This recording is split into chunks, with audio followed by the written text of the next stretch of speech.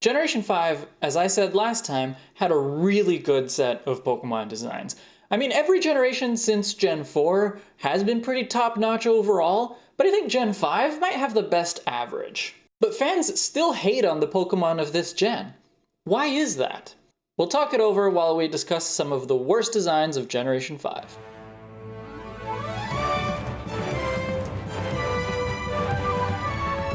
From what I've heard, there are two major complaints about Generation 5, but they really follow the same theme. You know what they say, Game Freak is running out of ideas. Seriously, I'm pretty sure I've been hearing this since Gen 2, but Gen 5 is when it got really bad. And to an extent, I get it, they reused a lot of concepts. For example, there's Roggenrola as the new Geodude. They are both living rock creatures, but really their designs are super different, and Roggenrola is the much better execution. Geodude has a humanoid face and hands for some reason, which are kind of jarring with the whole living rock idea, and Golem is suddenly some kind of turtle monster with no humanoid features or even rocky skin. It makes no sense. Meanwhile, Roggenrola is literally just a sentient pile of rocks. It barely even has a face. Boldore and Gigalith are the same. And they have that protruding crystal motif that really sets them apart.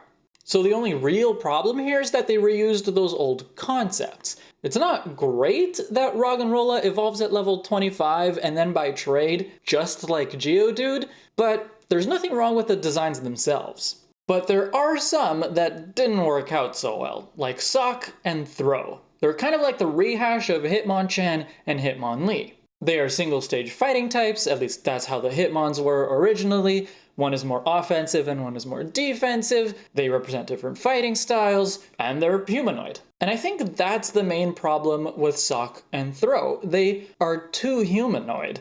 I mean, aside from skin color and a number of fingers, they're pretty much humans in martial arts suits.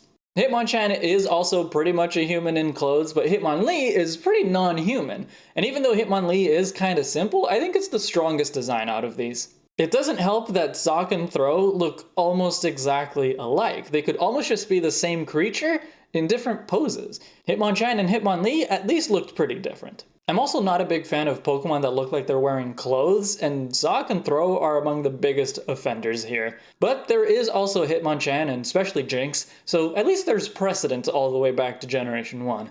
Not good precedent, but still. The other side of the Game Freak is running out of ideas thing is that they introduced a lot of inanimate object Pokemon in Generation 5, which is true.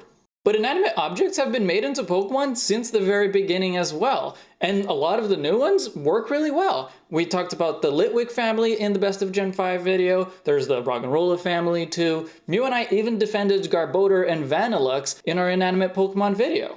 But the Clink family is not one I get behind. Mew had some good points about them blending in well in urban environments, and there are lots of those in Unova, but these guys look too inorganic. They don't look like Pokemon.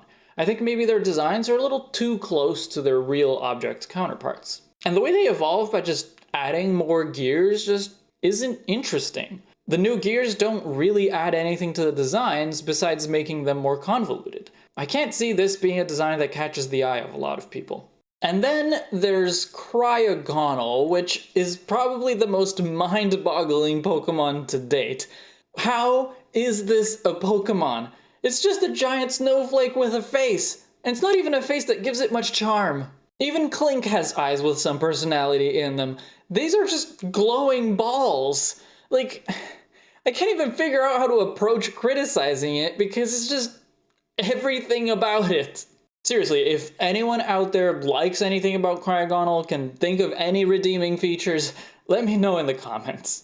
Another confusing Pokemon, though on a much smaller scale and for entirely different reasons, is Alomomola. Why isn't it a Love Disc evolution? It has everything you'd expect from a Love Disc evolution. They're both loving Pokemon based on tropical fishes, they're both pink and heart-shaped, they're both water types, and Alomomola has much better stats than Love Disc. The only thing that's missing is the actual evolution. But why? Alomomola is a pretty well-designed Pokemon by itself, but in a world where Love Disc exists, they should have been related. Quick story time. Around 10 years ago, I was the admin of a Pokemon sprite forum called Pokemon Mutation Factory, or PMF. We focused on mixes, crosses, splices, whatever you want to call them, but one kind of sprite that newcomers in particular did a lot of was type changes. They're fairly easy. You take an existing Pokemon and give it the characteristics of a different type.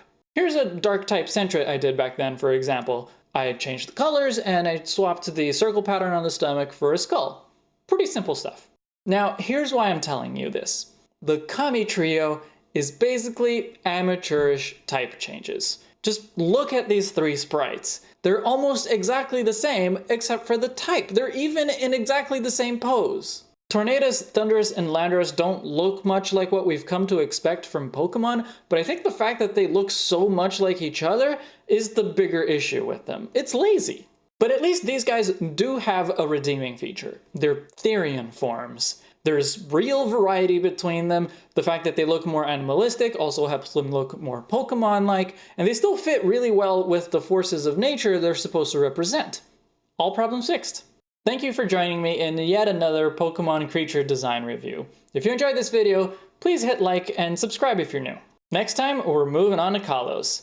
I'm Umbreon Libris, and I will see you in the next chapter.